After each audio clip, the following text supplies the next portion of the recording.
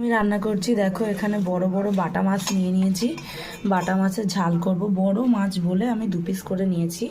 প্রথমে মাছের মধ্যে লবণ হলুদ মাখিয়ে নেব, সুন্দর করে মেখে নেব। কড়াইতে তেল দিয়ে দিয়েছি, মাছগুলো একে একে ছেড়ে দেবো।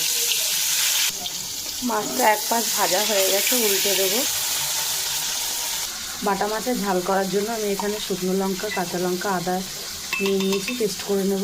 দিয়ে দেবো সর্ষে, আর দিয়ে দেবো একটু ধনে, জিরে। মশলাটাকে এবারে পেস্ট করে নেব। মাছ ভাজা হয়ে গেছে, এবারে নামিয়ে নেব। আবার কটা মাছ ছিল, সেগুলো ভেজে নেব।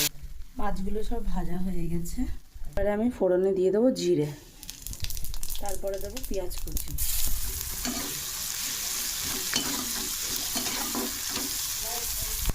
পেঁয়াজগুলো লাল লাল করে ভাজা হয়ে গেছে, এবারে মশলাটা দিয়ে দেবো।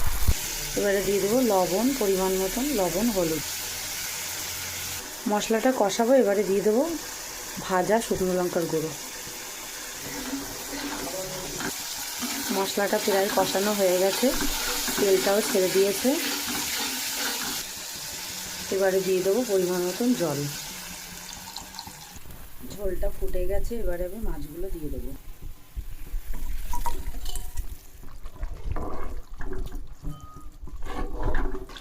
বাটা মাছের ঝালটা হয়ে গেছে, আমি ওপর থেকে একটু গরম মশলা দিয়ে দেবো।